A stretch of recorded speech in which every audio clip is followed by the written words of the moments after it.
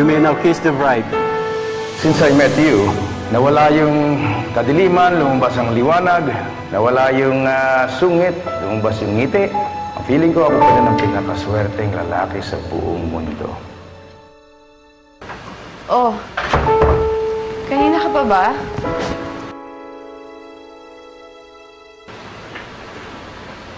Oo, umahan ako dun sa kwarto ng nanay mo. Nakita ko magkatabi kayo, natutulog ka rin, kaya hindi na kita ginising. Oo nga eh. Rome, naisip ko na si nanay, ilipat na lang muna kay La Flor. Nakausap ko na naman si Flor, okay na sa kanya, okay na rin naman din kay nanay. Doon na lang siguro muna si nanay kesa sa parang aso't pusa sila dito ni mama. Siguro, okay na rin yan. Dadalawin ko na lang siya parate. Tama. Mabuti pa nga siguro. Ganun lang gawin mo.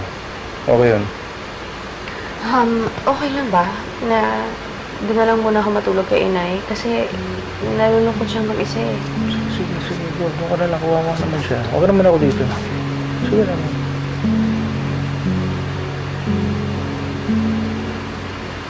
Ba't mo ka tinitignan ng ganyan? Parang may kakaiba sa'yo. Saan ka nang galing? Diyan lang. Saan yan dyan lang?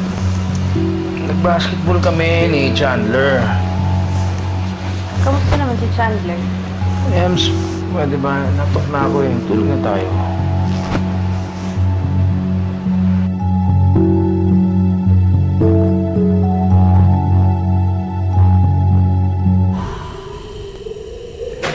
May nalalaman ka pang di mauulit, ha? Pare, hindi na ako maniniwala sa'yo.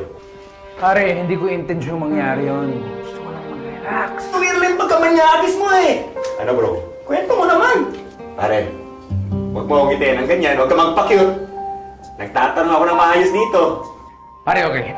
It's something I've never done before, okay? Quiet. Grabe ka! Idol talaga kita, Captain Pontabella! 2 points! Pare, alam mo, si Georgie talagang lollipop ng buhay mo. Kailangan ito mo siya palagi. Okay. Aminin ko sa'yo, pare, ha? It feels good na meron pang babae nagkakagusto sa akin. Mas lalo na, katulad pa ni Georgia. Alam ko yung pakiramdam na ganyan. Maganda rin yung ego boost na ganyan, bro.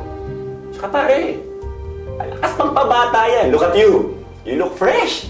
At alam mo ba, pare, minsan, tawanan lang kami ng tawanan. Pare, ang saya. Hindi katulad ni... Hindi katulad nino. Pare, tuloy mo. Alam mo na, si Emma. At lately, pare, problemado siya sa nanay niya.